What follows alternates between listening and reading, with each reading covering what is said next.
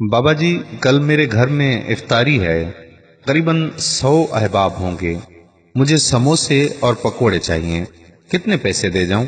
मैंने पूछा। बाबा जी ने मेरी तरफ देखा और सवालिया नजरों से मुस्कुराए। कितने पैसे दे सकते हो? मुझे ऐसा लगा जैसे बाबा जी ने मेरी तौहीन ही की। मुझे एक अरसे से जानते हुए भी ये सवाल बेमहल और तज़हीक थी। मैंने असल कीमत से ज्यादा पैसे निकाले और बाबा जी के सामने रख दिए। बाबा जी ने पैसे उठाए और मुझे देते हुए बोले, वो सामने सड़क के उस पार उस बूढ़ी औरत को दे दो। कल आकर अपने समोसे और पकोड़े ले जाना। मेरी परेशानी तुमने हल कर दी। इफ्तारी का वक्त करीब था और मेरे पास इतने पैसे जमा नहीं हो पा रहे थे। अब बेचारी चंद दिन सहरी और इफ्तारी की फिक्र से आजाद हो जाएगी। मेरे जिस्म में ठंडी सी लहर दौड़ गई। वो कौन है आपकी? मैंने पूछा। मेरे मुंह से बेइख्तियार सवाल निकला। बाबा जी तप गए। वो मेरी माँ है, बेटी है और बहन है। तुम पैसे वाले क्या जानो, रिश्ते क्या होते हैं? जिन्हें इंसानियत की पहचान नहीं रही, उन्हें रिश्तों का भरम कैसे होगा? पिछले 3 घंटे से खड़ी है, ना मांग रही है और ना कोई दे रहा है।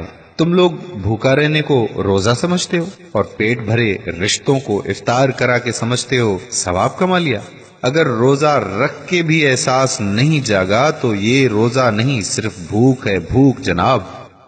मैं बोझल कदमों से उस बुढ़िया की तरफ जा रहा था और सोच रहा था, अपने ईमान का वजन कर रहा था। ये मेरे हाथ में पैसे मेरे नहीं थे, बाबा जी के थे। मेरे पैसे तो रिश्तों को इस्तवार कर रहे थे। बाबा जी के पैसे अल्लाह की रजा को हासिल करने जा रहे थे। मैं सोच रहा था कि इस बुढ़िया में माँ, बहन और बेटी मुझे क्यों दिखाई नहीं दी। ऐ काश मैं भी बाबा जी की आंख से देखता। ऐ काश तमाम साहिबान हैसियत भी उसी आंख के मालिक होते। ऐ काश के साथ बेशुमार तमन्नाएं मेरा पीछा कर रही थीं।